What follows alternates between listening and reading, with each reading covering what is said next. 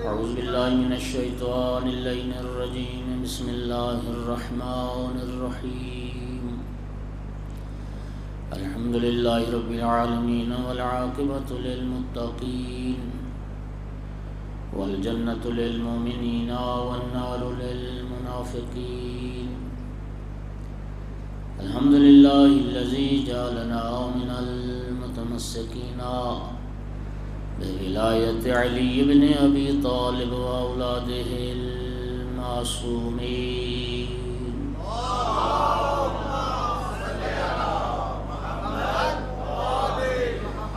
الحمد للہ الذی جعلنا من الباقین علی سید الشہداء و اولاده و اصحابہ المظلومین. الصلاة والسلام والتحیۃ والاکرام علی رسولہ الکریم شفیع المذنبین انیس الغریبین رحمۃ للعالمین. اعنی العبد المؤید الرسول المسدد المحمود الاحمد المصطفى الامجد ابا القاسم محمد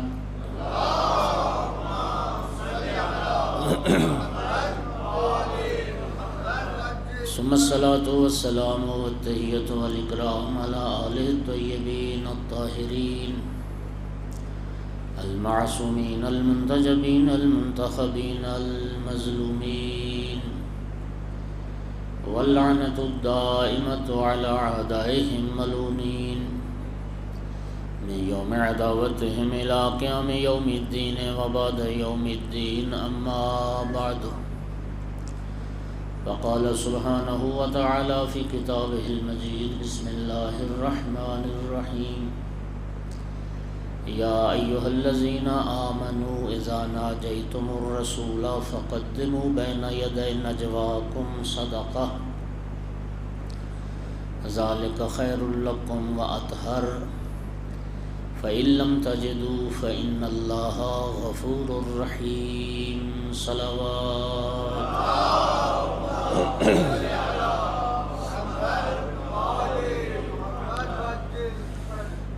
مومنین کرام، قرآن پاک کی بعض آیات بعض ناموں سے پہچانی جاتی ہیں.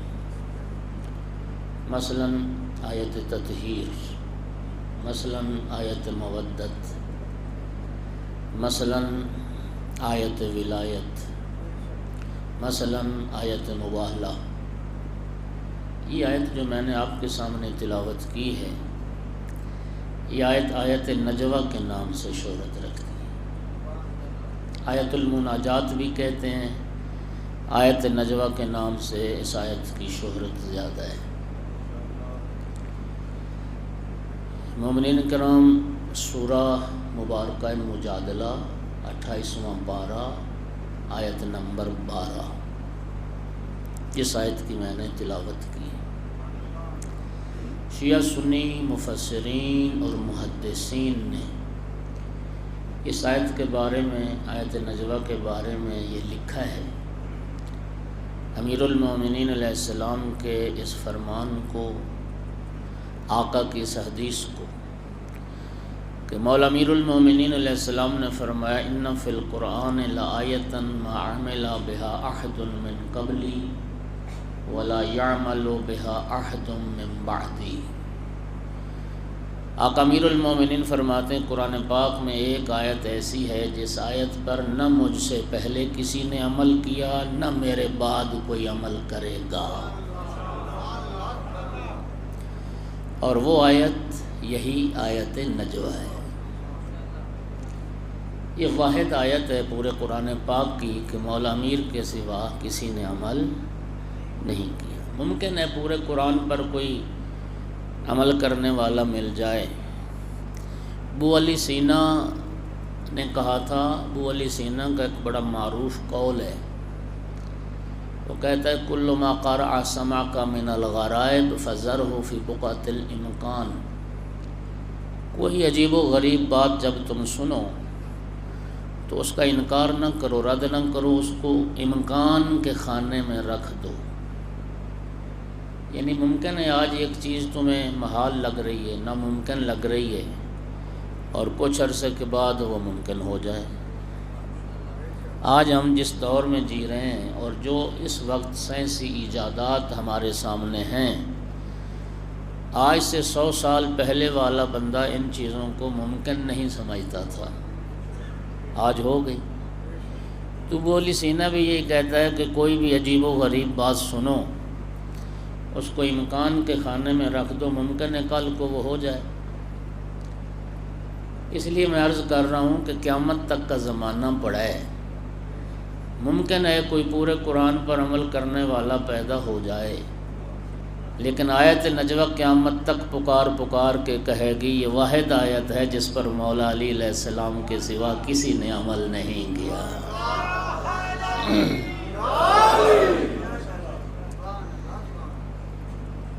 آیت نجوہ سورہ مجادلہ کی 12 نمبر آیت، ارشاد رب العزت، یا ایھا الذین آمنوا، اے ایمان والو، اذا ناجیتم الرسول، جب تم رسول اللہ سے نجوہ کرو، سرگوشی، رازدارانہ گفتگو، فقدموا بین یدی نجواکم صدقہ، تو نجوہ سے پہلے صدقہ دو،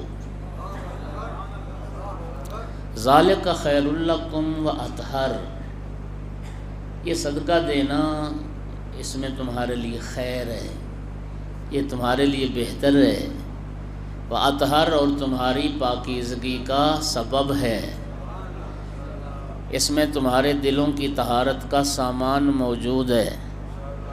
فَإِن لَّمْ تَجِدُوا، اور اگر واقعاً تمہارے پاس صدقہ دینے کو کچھ نہ ہو، فَإِنَّ اللَّهَ غَفُورٌ رَحِيمٌ، تو پھر بے شک اللہ بخشنے والا بھی ہے، بہت بڑا بخشنے والا اور بہت بڑا رحم کرنے والا ہے۔ توجہ ہوگی حضرات؟ اب یہ آیت نجوہ نازل کیوں ہوئی، اس کا شان نزول کیا ہے؟ شیعہ سنی سب مفسرین نے یہ لکھا کہ صحابہ کرام کی وہ جماعت جو صاحبان ثروت تھے، وہ نبی کریم کے پہلو میں بیٹھ جاتے تھے اور سرکار سے باتیں کرتے تھے، اور سوال جواب ایک لمبی نشست ہوتی تھی اور بھری محفل میں پھر نبی کریم کے کان میں بات کرنے کی کوشش کرتے تھے، اور مفسرین نے لکھا کہ کچھ ایسی باتیں بھی پوچھتے ہیں کہ جن کی ضرورت نہ ہوتی، اور اس عمل سے مقصد ان کا صرف اپنی شخصیت کا اظہار اور لوگوں کو یہ سمجھانا ہوتا تھا کہ میں پیغمبر کے ساتھ خاص قربت رکھتا ہوں، میں نبی کریم کے بہت قریب ہوں، صرف اپنی شخصیت کا اظہار چاہتے تھے۔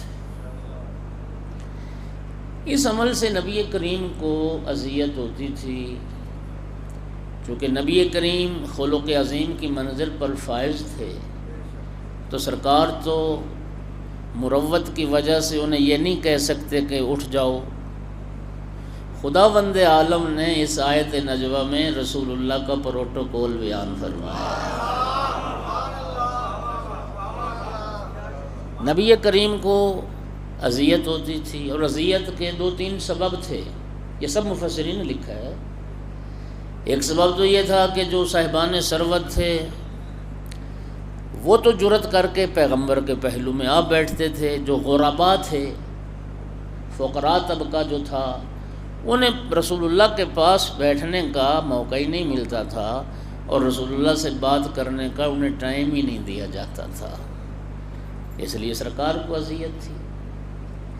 اور دوسرا اذیت کا سبب یہ تھا کہ نبی کریم کے اوقات تلف ہوتے تھے، نبی کریم کا وقت ضائع ہوتا تھا، اور مومنین آپ جانتے ہیں کہ اللہ کی اس پوری کائنات میں جتنا قیمتی وقت رسول اللہ کا ہے، کائنات کے کسی دوسرے بشر کا وقت اتنا قیمتی نہیں ہے۔ عالمین کے لیے رسول بن گیا ہے، تبلیغ کی ذمہ داریاں ہیں، اچھا ریاست اسلامی کا قیام ہے، مختلف سربراہان مملکت سے روابط ہیں، جنگوں کی منصوبہ بندی ہے۔ ہجرت کے بعد 10 سال مدنی زندگی آقا کی، آپ ذرا خود تقسیم کر لیں کہ 80 جنگیں رسول اللہ کے اس حیات میں ہوئیں، 80 جنگیں، تو ہر سال کتنی جنگیں؟ 8 جنگیں ہر سال۔ غزوات بھی ہیں، سرایا بھی ہیں، جن میں خود سرکار بنفس نفیس شریک ہوتے تھے، وہ غزوہ کہلاتا تھا، اور جس میں سرکار صرف باقی مسلمانوں کو بھیجتے تھے وہ سریہ کہلاتا تھا، سرایا جمع ہو گئی۔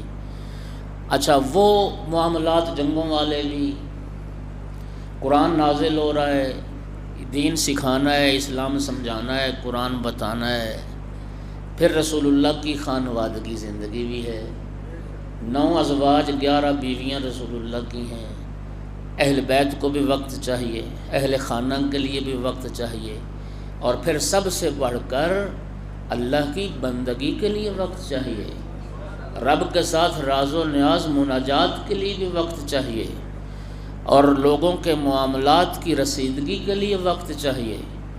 تو میں عرض کر رہا ہوں، اس لیے نبی کریم کا وقت سب سے قیمتی وقت ہے۔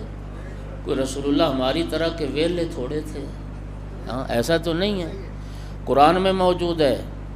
نبی کریم جب دعوت کرتے تھے رسول اللہ کے گھر، اور وہاں بھی ایسا ہی ہوتا تھا، مہمان کھانا کھاتے، پھر جس طرح ہماری دعوتیں ہوتی ہیں، پھر کھانا کھایا اور پھر بیٹھ گئے اور گپیں مارنے لگ گئے۔ اللہ رب العزت نے آیت اتار دی، میرے محبوب کے گھر جب تمہیں دعوت پہ بلایا جائے تو کھانا کھانے کے بعد تمہیں بیٹھنے کی اجازت نہیں ہے، کھانا کھاؤ اور فوراً اپنے گھر تشریف لے جاؤ۔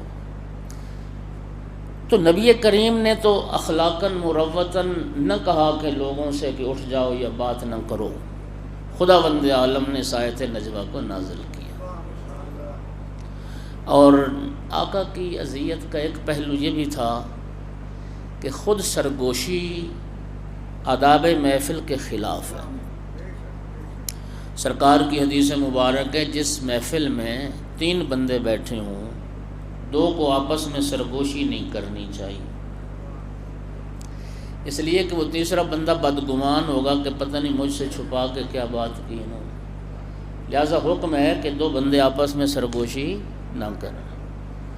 سامعین گرامی، ان ساری باتوں کے پیش نظر اللہ رب العزت نے اس آیت نجوہ کو نازل فرما دیا، یا ایھا الذین آمنوا، اے ایمان والو، اب تم اگر رسول اللہ سے نجوہ کا شرف حاصل کرنا چاہتے ہو تو پہلے صدقہ دے کے آؤ، اور پھر آ کے رسول اللہ سے نجوہ کرنا۔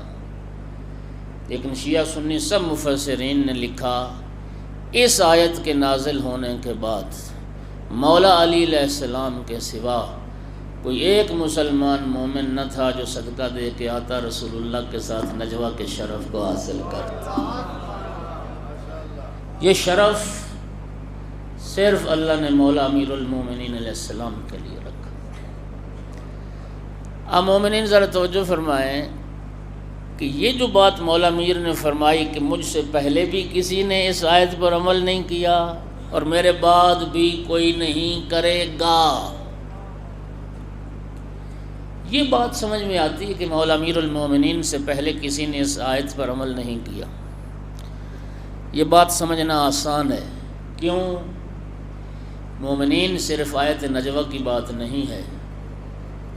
میں بڑی ذمہ داری سے جملہ عرض کرنے لگا ہوں، کوئی حکم خدا و رسول ایسا نہیں ہے جس پر مولا امیر المومنین علیہ السلام نے سب سے پہلے عمل نہ کیا ہو۔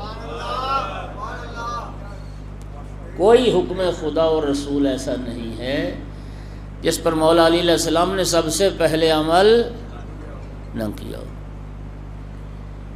نہج البلاغہ میں جو وصیت نامہ ہے، ضرب لگنے کے بعد شہادت سے پہلے، اس وصیت نامے میں ایک جملہ ہے، اور یہ وصیت نامہ مولا امیر علیہ السلام کا بظاہر حضرت کی اولاد کے لیے تھا، اور پھر حضرت نے فرمایا قیامت تک جس تک یہ میرا وصیت نامہ پہنچے، ہر مومن کو، ہر مولا علی کے شیعہ کو مولا علی علیہ السلام کی یہ وصیت۔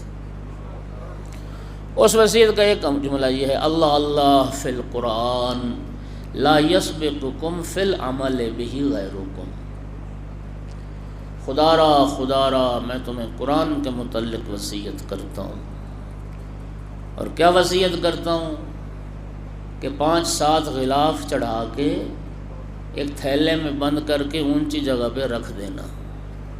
یہ وصیت ہے؟ یہ وصیت نہیں۔ اللہ اللہ فی القرآن لا یسبقکم فی العمل بہ غیرکم۔ خدا را میں تمہیں قرآن کے بارے وصیت کرتا ہوں، قرآن پر عمل کرنے میں تمہارا غیر تم سے سبقت حاصل نہ کرے۔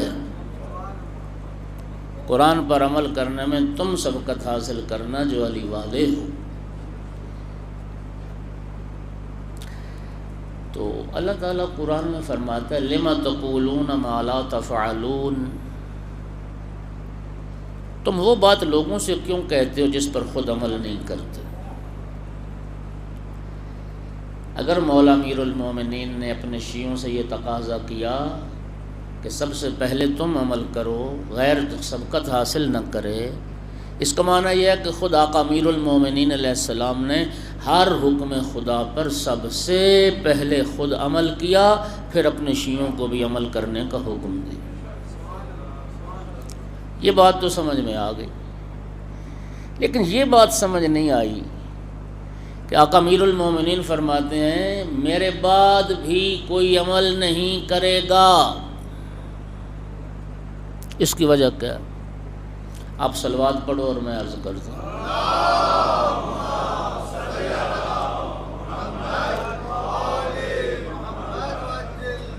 سامعین گرامی، اس کی وجہ یہ ہے کہ جب آیت نجوہ نازل ہوئی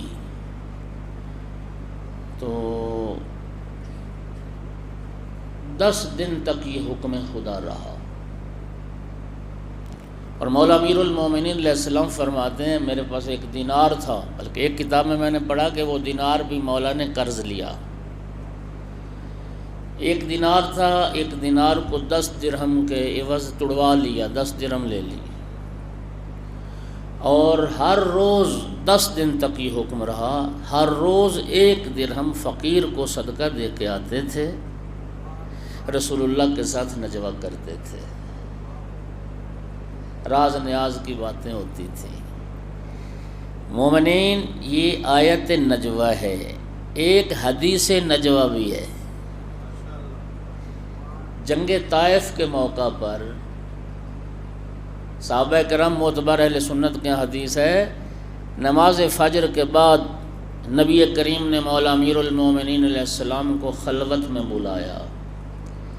نبی اور وصی نبی میں، رسول اور نفس رسول میں رازدارانہ گفتگو ہوئی۔ صرف پیغمبر اور وصی پیغمبر تھے بات کرنے والے، اور کوئی نہیں تھا، نہ کسی کو اجازت تھی کہ وہاں جائیں۔ صحابہ کرام حیران ہو کے کہتے ہیں کہ آج تو بڑی لمبی رازدارانہ گفتگو ہے، بڑا لمبا نجوہ ہے۔ نماز ظہر کا وقت قریب ہو گیا، سرکار نے گفتگو ختم کی، بعض صحابہ کرام آگے بڑھے، یا رسول اللہ آج تو آپ نے بڑا لمبا نجوہ فرمایا مولا علی سے۔ رسول اللہ نے فرمایا علی سے نجوہ میں نے نہیں کیا، علی سے نجوہ اللہ نے کیا۔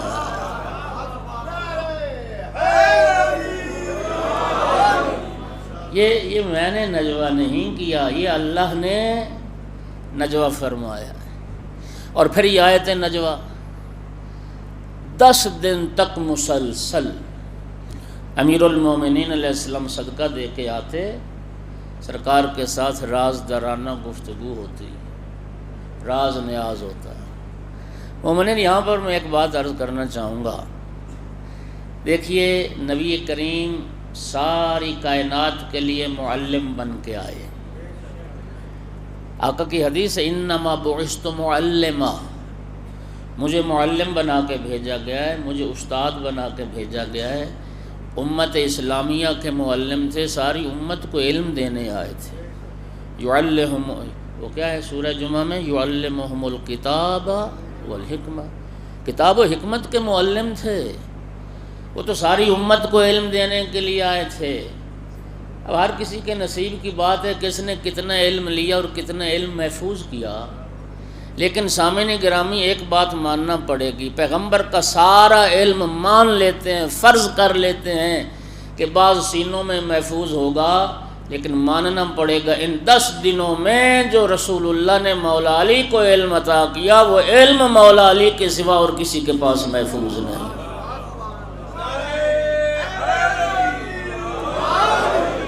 اسی لیے تو نبی کریم نے مولا امیر کو خطاب کر کے فرمایا یا علی انت وارث علمی، یا علی میرے علم کا وارث تو ہے، میرے علم کا وارث تو ہے۔ عالم امتی من بعد علی بن ابی طالب، پیغمبر گرامی اسلام کی زندگی ظاہری حیات کے آخری لمحات تھے، فرمایا یا علی اپنے کان میرے منہ کے قریب کرو۔ جناب امیر المومنین نے اپنے کان سرکار دو عالم کے دہن مبارک کے قریب کیے، نبی کریم نے اوپر چادر لے لی اور چادر کے اندر چھپا لیا۔ وہاں بھی سرکار نے ایک راز، لمبا راز نیاز فرمایا۔ اگر مولا امیر المومنین ہمیں نہ بتاتے، ہمیں کیا پتہ چلتا کہ رسول اللہ نے مولا علی کے کان میں کیا فرمایا۔ سرکار کی رحلت کے بعد لوگوں نے پوچھا یا امیر المومنین، آخری وقت میں رسول اللہ نے آپ کے کان میں کیا فرمایا؟ فرمایا علمنی رسول اللہ الف باب من العلم، دنیا سے جاتے جاتے بھی رسول اللہ نے مجھے 1000 باب علم کا تعلیم فرمایا، اور فرمایا میں نے پھر ہر باب سے 1000 باب علم کا نکالا۔ اس لیے تو آقا کی حدیث ہے انا مدینۃ العلم وعلی بابها، میں شہر علم ہوں، علی دروازہ ہے۔ اگرچہ یہ حدیث بھی تحریف سے محفوظ نہ رہی، بڑھا دیا گیا کہ فلاں دیواریں ہیں اور فلاں بنیاد ہے اور فلاں چھت ہے، ہوگا، لیکن جملہ تو یہ قابل توجہ ہے من اراد العلم فلیات علی الباب، جسے علم نبوت چاہیے وہ دروازے پہ آ جائے۔ پیغمبر کے علم کے وارث علی ابن ابی طالب علیہ السلام اور اولاد علی ابن ابی طالب علیہ السلام۔ محمد وآل محمد صلی اللہ علیہ وسلم۔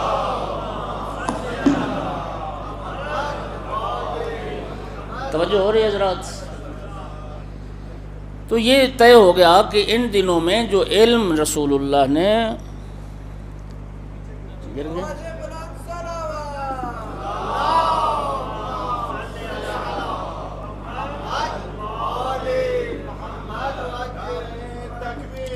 اللہ اکبر،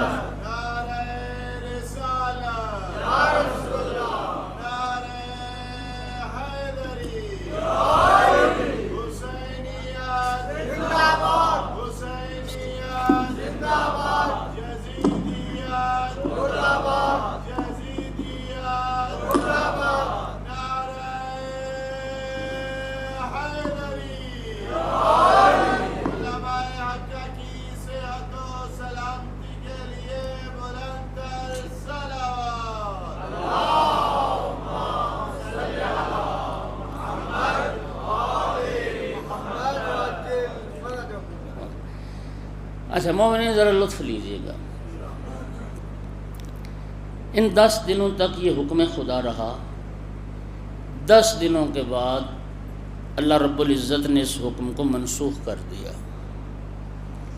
اور جو 13ویں آیت ہے سورہ مجادلہ کی وہ اس حکم کی ناسخ ہے۔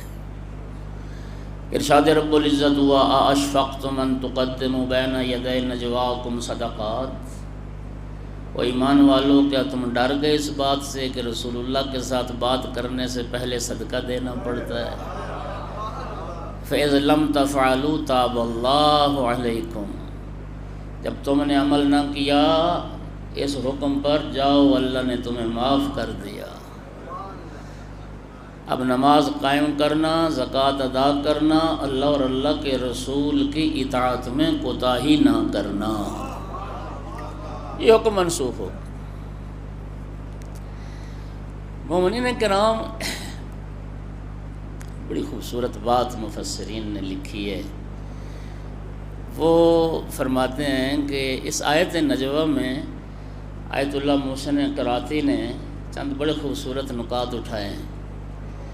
وہ فرماتے ہیں یہ جو یا ایھا الذین آمنوا سے جتنی بھی آیات شروع ہوتی ہیں جہاں ایمان والوں کو خطاب ہے، یہ یا ایھا الذین آمنوا کے لفظ بتاتے ہیں کہ ایمان مسئولیت آور ہے۔ جہاں ایمان ہوتا ہے وہاں کچھ ذمہ داریاں بھی آتی ہیں، تو یہ ایمان والوں کی ذمہ داریاں ہوتی ہیں، جو بھی ذمہ داری یا ایھا الذین آمنوا کے بعد آئی۔ یہ مومنوں کی ذمہ داری تھی کہ نبی کریم کے ساتھ نجوہ کرنے سے پہلے صدقہ دیتے۔ دوسرا یہ آیت بتا رہی ہے فَقَدِّمُوا بَيْنَ يَدَيْ نَجْوَاكُمْ صَدَقَةً، کہ صدقہ کا جو حکم ہے نا یہ عمل کے بعد نہیں دیا جاتا، صدقہ عمل سے پہلے دیا جاتا ہے۔ صدقے کا مقام بعد از عمل نہیں، قبل از عمل۔ اور تیسری بات آیت نجوہ سے یہ بھی ثابت ہوئی، توجہ کیجئے، کہ استاد حق رکھتا ہے کسی کو علم دے تو اس کے بدلے میں کچھ حق کے زحمت لے، چاہے خود لے یا کسی کو دلوا دے۔ توجہ ہوگی حضرات۔ اگلی بات سامعین گرامی یہ ہے کہ اس آیت سے شیعیان حیدر کرار بیٹھو لطف لینا، اس آیت سے ایک بات اور ثابت ہوئی کہ علم حاصل کرنے کے لیے پیسے خرچ کرنا یہ مولا علی کی سنت ہے۔ علم کے حصول کے لیے مال خرچ کرنا، اگلا بھی جملہ ایک سن لو، علم کے حصول کے لیے، علم حاصل کرنے کے لیے پیسے خرچ کرنا مولا علی کی سنت ہے، جہالت خریدنے کے لیے پیسے خرچ کرنا مولا علی کی سنت نہیں ہے۔ توجہ ہو رہی ہے حضرات۔ اور آیت نجوہ سے ایک اور بات ثابت ہوئی کہ شارع مقدس ایک قانون ساز، اللہ رب العزت جب قانون بناتا ہے تو پھر انسانوں کے تمام طبقات کے حالات کو وہ قانون ساز مد نظر رکھتا ہے، اور پروردگار نے یہاں بھی مد نظر رکھا جو صاحبان مال ہو ان کے لیے اللہ نے لازم قرار دیا کہ صدقہ دے کے آؤ گے، پھر رسول اللہ کے ساتھ خصوصی میٹنگ کرو گے، راز نیاز کرو گے، اور پہلے دن ہی جو فقراء تھے، جو تنگ دست تھے، جن کے پاس صدقہ دینے کو کچھ نہیں تھا، انہیں مستثنیٰ کر دیا کہ اگر واقعاً تمہارے پاس صدقہ دینے کو کچھ نہ ہو تو تم بغیر صدقہ کے بھی نجوہ کر سکتے ہو، رسول اللہ سے سوال کر سکتے ہو، بات پوچھ سکتے ہو۔ اور پھر رب کریم نے اس میں یہ بھی واضح کر دیا کہ فقراء اپنی حقارت محسوس نہ کریں، فرمایا فإن اللہ غفور الرحیم، وہ مغفرت اور رحمت پروردگار کے حقدار ہیں، رحمت اور مغفرت ان کے شامل حال ہے۔ ایک صلوات پڑھ دو سارے حضرات بلند آواز۔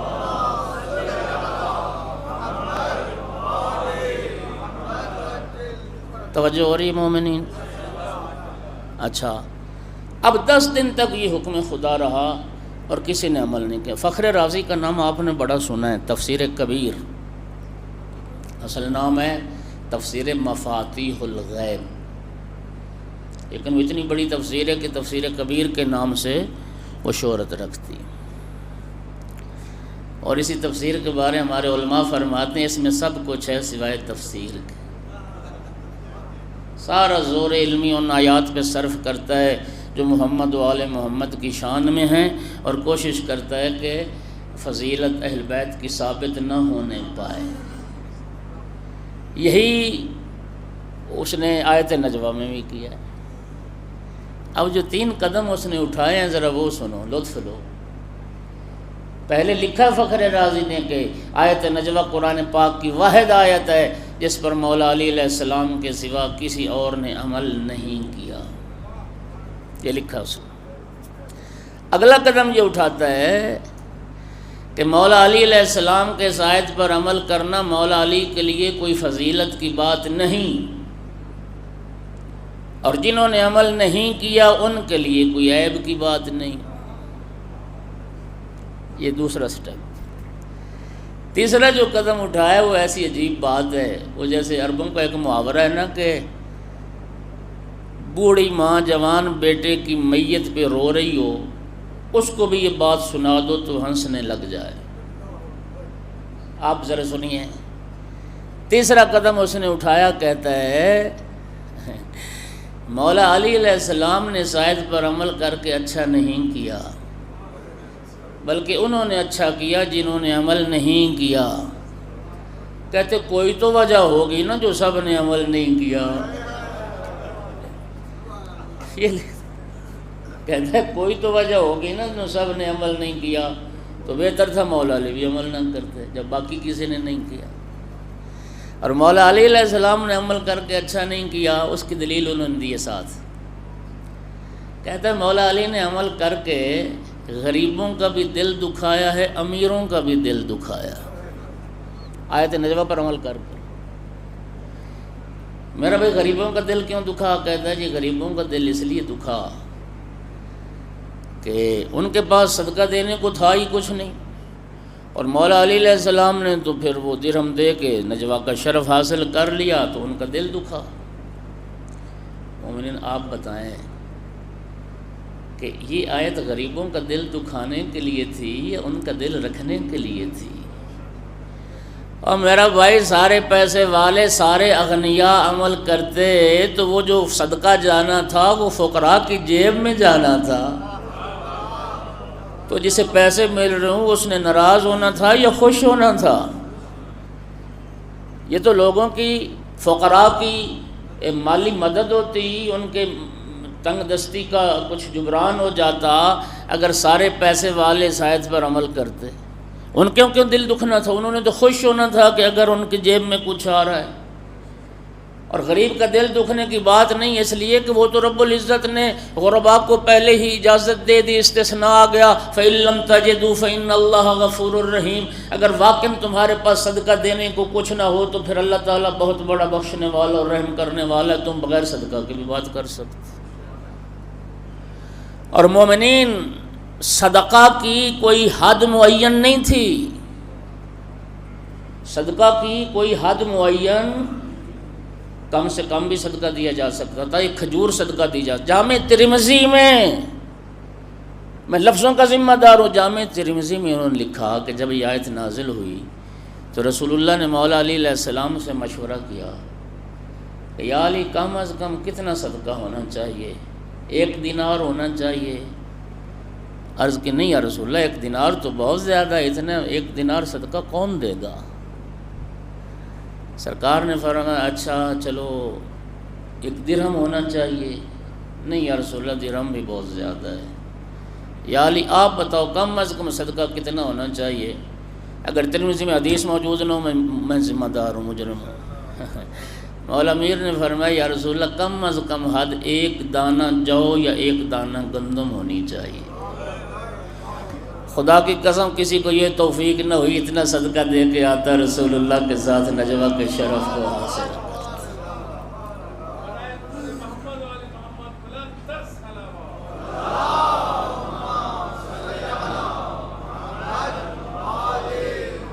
بتائیے اس میں ہمارا قصور ہے؟ شمع رسالت کے پروانے سارے ہی غائب ہو گئے جب آیت نجوہ نازل ہوئی۔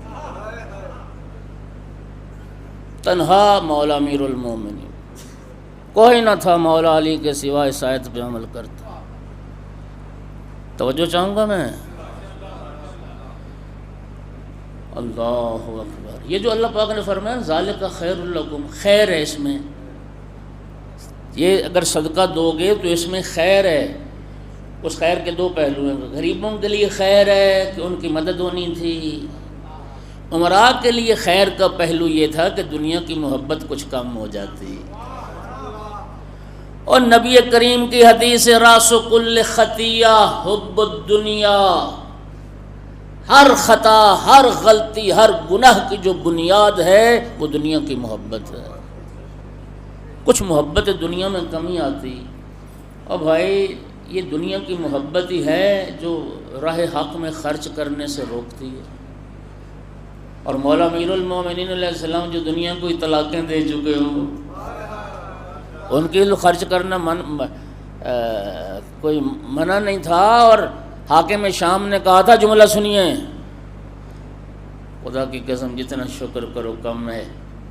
خدا بند عالم نے رسول اللہ کے بعد مولا علی جیسا امام عطا فرمایا ہے. توجہ ہے. وہ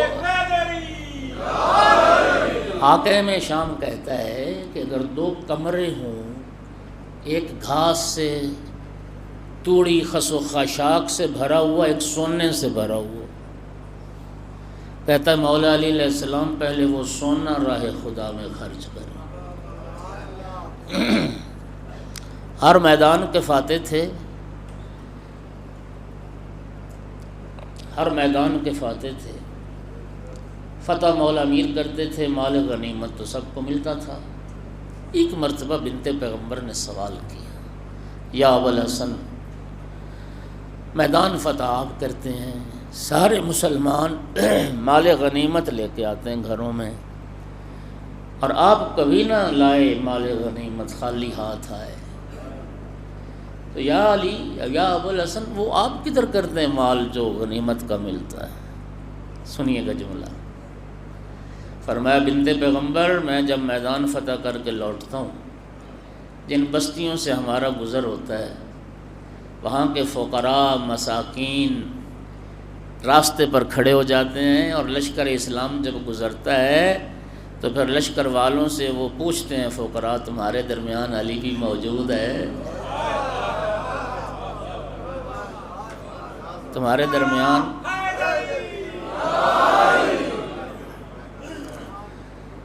وہ مجھے ایک جملہ یاد آ گیا ہے. ہمارے جنوبی پنجاب کے ایک بڑے اچھے، بڑے محبوب تھے اس علاقے کے، ایک اہل منبر گزرے ہیں. وہ یہ جملہ پڑھتے تھے کہ جب وہ فقیر، یتیم، مسکین پوچھتے تھے نا لشکر والوں سے کہ بتاؤ تمہارے درمیان علی بھی موجود ہیں، تو لوگ کہتے تھے علی ہیں تو زندہ واپس آ رہے ہیں. صلوات پڑھ دو محمد و آل محمد کے ذات کو.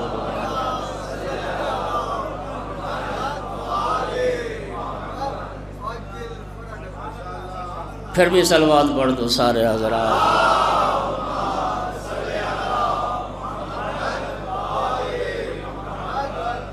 خیر لکم و اطہر، یہ تو حکم بہتری تھی اس میں اگر عمل کرتے، اور یہ طہارت کا سبب تھا.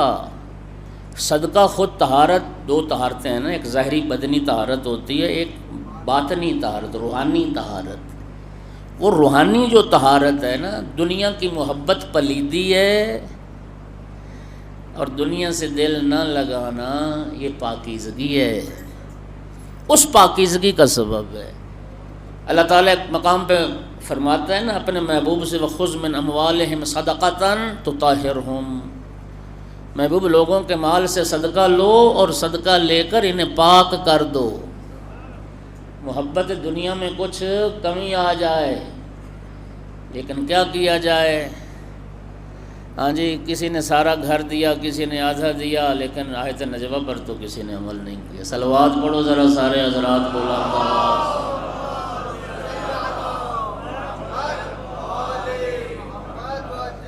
توجہ ہو رہی ہے حضرات؟ اللہ آپ کو سلامتی عطا فرمائے. اور ان 10 دنوں میں توجہ کرنا، بڑی خوبصورت بات لکھی فرائض السمتین میں، یہ تذکرہ موجود ہے اور تفاسیر اہل سنت میں موجود ہے. ایک اہل علم نے بڑے خوبصورت جملہ لکھا ہے. مولانا احمد رضا خان بریلوی، ان کا جو ترجمہ قرآن ہے، انہوں نے ترجمہ قرآن کے حاشیے پر بھی یہ بات لکھی ہے. مولا امیر المومنین صدقہ دے کے جب جاتے تھے تو ان 10 دنوں میں ہر روز ایک بات مولا علی علیہ السلام نے رسول اللہ سے پوچھی اور رسول اللہ نے اس کا جواب دیا. یہ باتیں جو مولا امیر نے بتائیں، باقی راز نیاز کیا ہے وہ رسول اللہ جانے، مولا علی جانے، خدا جانے. جملہ یہ لکھا ہے کہ اگر کوئی بندہ ساری کائنات کا مالک بن جائے، توجہ، اور ساری کائنات خرچ کر کے ان 10 باتوں کا علم حاصل کر سکے، جو مولا امیر المومنین علیہ السلام نے حاصل کیا، وہ لکھتے ہیں کہ وہ بندہ فائدے میں رہا ہے، نقصان میں نہیں رہا، وہ گھاٹے میں نہیں رہا اگر ہم 10 باتوں کا علم حاصل کر سکیں۔ علامہ اختر عباس قبلہ کے جملے ہیں، وہ فرما رہے تھے کہ ان 10 دنوں میں مولا امیر صدقہ دے کے جاتے تھے، رسول اللہ نے علوم و معارف کے خزانے لٹائے ہیں، اور مولا امیر المومنین نے علوم و معارف کے خزانے سمیٹے ہیں۔ قبلہ اختر عباس کا جملہ یہ تھا، وہ فرماتے تھے علم دینے والے کے ہاں بخل نہیں تھا، لینے والے کے ظرف میں کمی نہیں تھی۔ علم عطا کرنے والا بخیل نہیں تھا اور لینے والا کم ظرف نہیں تھا۔ علوم و معارف کے خزانے سمیٹے امیر المومنین علی ابن ابی طالب علیہ السلام۔ اور یہ جو فخر رازی نے لکھا کہ امیروں کا بھی دل دکھا، کیوں؟ ان کا دل کیوں دکھا؟ کہتے ہیں جی وہ مولا علی نے پہلے جلدی عمل کر لیا اس آیت پر، اور عمراء کو پھر ٹائم ہی نہیں ملا، آیت منسوخ ہو گئی، حکم منسوخ ہو گیا، تو عمل کرنے۔ میرے بھائی ایمان سے بتاؤ، 10 دن تھوڑے ہوتے ہیں عمل کرنے کے لیے؟ 10 دن کا وقت تھوڑا ہے، لیکن ذالک فضل اللہ یؤتیہ من یشاء، یہ فضل خدا بندی، خدا جسے چاہتا ہے عزت و عظمت سے نواز دیتا ہے۔ ایک صلوات سارے بلند آواز سے۔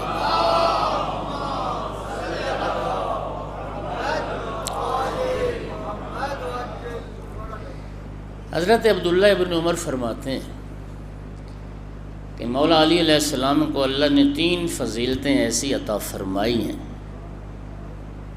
کہ کاش ان میں سے کوئی ایک مجھے مل جاتی اور میں دنیا پر فخر کرتا۔ نہیں، اب میں دوبارہ پڑھتا ہوں۔ فرماتے ہیں کہ یہ ساری دنیا سرخ بالوں والے اونٹوں سے بھر جائے۔ سرخ اونٹ بڑے قیمتی اونٹ سمجھے جاتے تھے۔ ساری دنیا سرخ بالوں والے اونٹوں سے بھر جائے اور مجھے ان کا مالک بنا دیا جائے۔ یہ بات مجھے اتنی پسند نہیں ہے، اتنی مجھے یہ بات پسند تھی کہ ان 3 فضیلتوں میں سے کوئی ایک مجھے مل جائے جو اللہ نے مولا علی کو تینوں عطا فرمائے۔ ان میں ایک فضیلت یہی آیت نجوہ پر عمل کرنا۔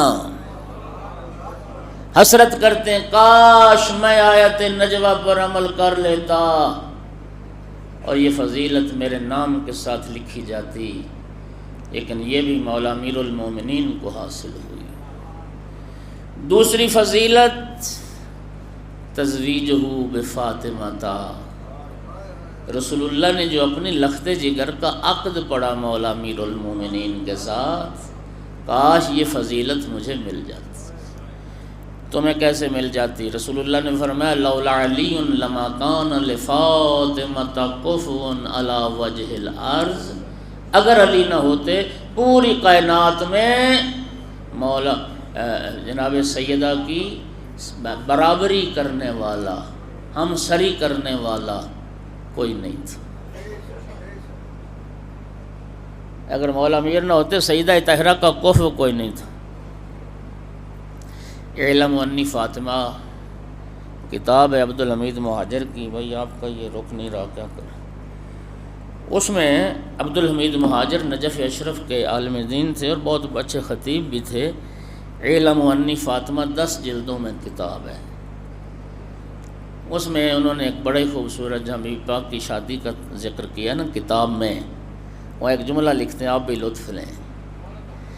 کہتے ہیں کہ دنیا کے علماء فیصلہ نہیں کر پائے کہ مولا علی کی فضیلت فاطمہ زہرا کی وجہ سے ہے یا فاطمہ زہرا کو فضیلت مولا علی کی وجہ سے ہے۔ ہر ہستی کو بجا طور پر ناز ہے۔ بہت سارے لوگوں نے رشتہ مانگا تھا بی بی پاک کا، اور رسول اللہ جب بھی کوئی آتا تھا خواستگاری کرنے، رسول اللہ فرماتے امرھا الی ربھا، فاطمہ کا معاملہ اللہ کے ہاتھ میں ہے۔ فاطمہ کا عقد وہیں ہوگا جہاں خدا چاہے۔ صحابہ کرام کہتے ہیں ہمیں یقین ہو گیا کہ رسول اللہ اپنی لخت جگر کا عقد مولا علی کے سوا کسی اور سے نہیں کریں۔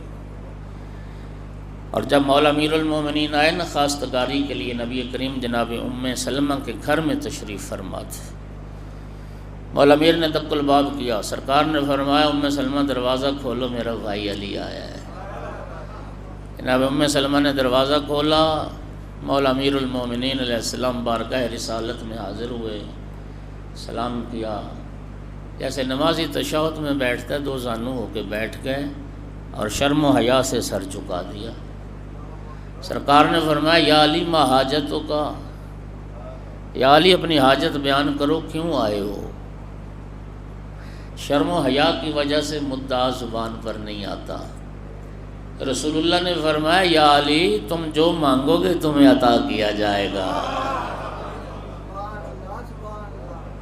سرکار نے حوصلہ بندھایا، عرض کی یا رسول اللہ آپ نے مجھے پالا، آپ نے میری پرورش کی، آپ نے مجھے جوان کیا، اب میرا گھر آباد کرنے کی فکر کریں۔ گویا سرکار انتظار میں تھے کہ علی لب کھولے۔ امیر المومنین نے جب مدعا سرکار کے سامنے رکھا، رسول اللہ نے مسکرا کے فرمایا یا علی گھر سے تو چلا ہے، عرش سے جبرائیل چلا ہے۔ یا علی تیرے آنے سے پہلے رب کی طرف سے جبرائیل یہ پیغام لا چکا ہے۔ یا رسول اللہ، اللہ فرما رہا ہے میں نے عرش پر نور کا عقد نور سے کر دیا ہے، اب زمین پہ زہرا کا عقد علی سے پڑھ۔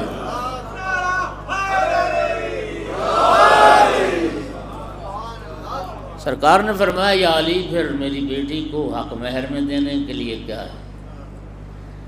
عرض کی یا رسول اللہ میری کل کائنات سے واقف ہیں، ایک ناکہ، ایک گھوڑا، ایک تلوار، ایک زرہ، یہ چار چیزیں آپ جو فرمائیں میں حق مہر میں دینے کو تیار ہوں۔ سرکار نے فرمایا یا علی تو مرد میدان ہے، مجاہد اسلام ہے، گھوڑا تیری ضرورت، تلوار تیری ضرورت، معاش کے لیے ناکہ بھی تمہاری ضرورت ہے۔ یا علی تو جیسے بہادر کے لیے زرہ ضروری نہیں ہے۔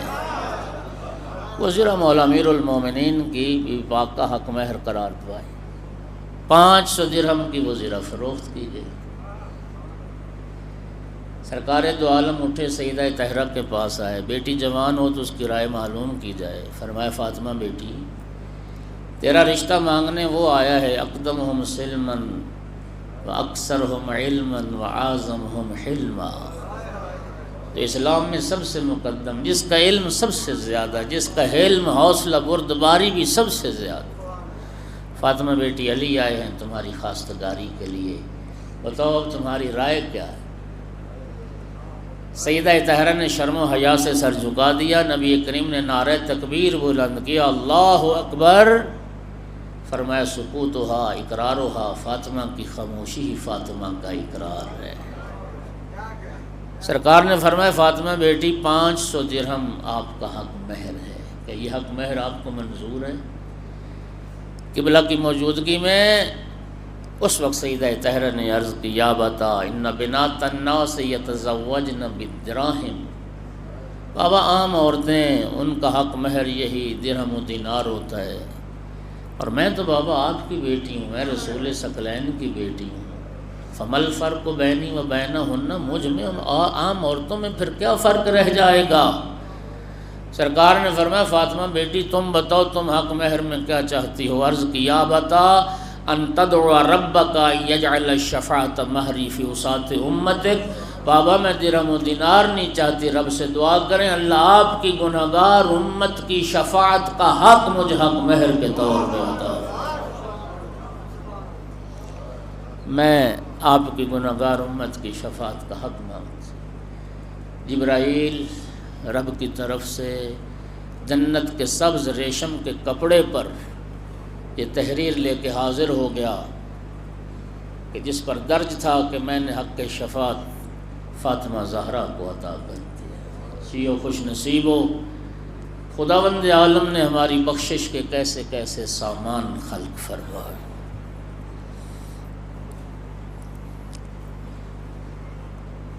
سہل بن سعد ساعدی یہ رسول اللہ کے صحابی ہیں، یہ رسول اللہ کے وہ صحابی ہیں کہ روز عاشور امام حسین علیہ السلام نے اپنے خطبہ میں چند صحابہ کا نام لیا، فرمایا جاؤ جابر بن عبداللہ انصاری زندہ ہے، زید بن ارقم زندہ ہے، سہل بن سعد ساعدی زندہ ہے، جاؤ ان سے پوچھو کیا انہوں نے میرے نانا کی زبان سے نہیں سنا الحسن والحسین سیدہ و شباب اہل الجنہ، میرے بیٹے حسن اور حسین جوانان جنت کے سردار ہیں، میرے سوا کوئی پیغمبر کا بیٹا اور کوئی جوانان جنت کا سردار دنیا میں نہیں۔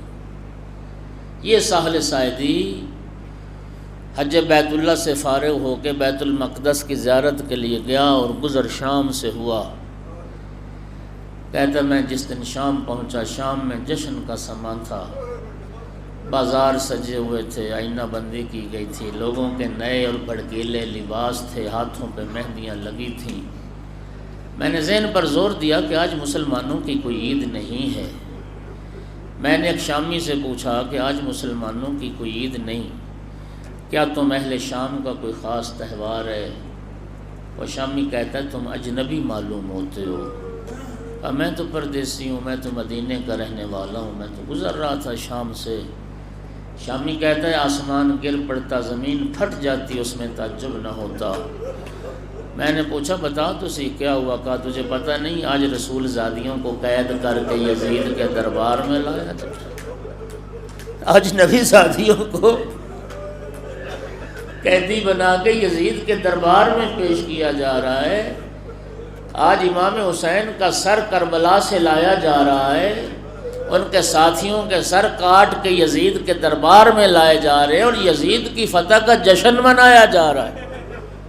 صحابی رسول تھا، تڑپ گیا، کہتا ہے یہ کیسے بے حیا مسلمان ہیں، نبی زادیاں قید ہو کے آ رہی اور شام والے جشن منا رہے ہیں۔ میں نے پوچھا کس دروازے سے لایا جا رہا ہے ذریت رسول کو؟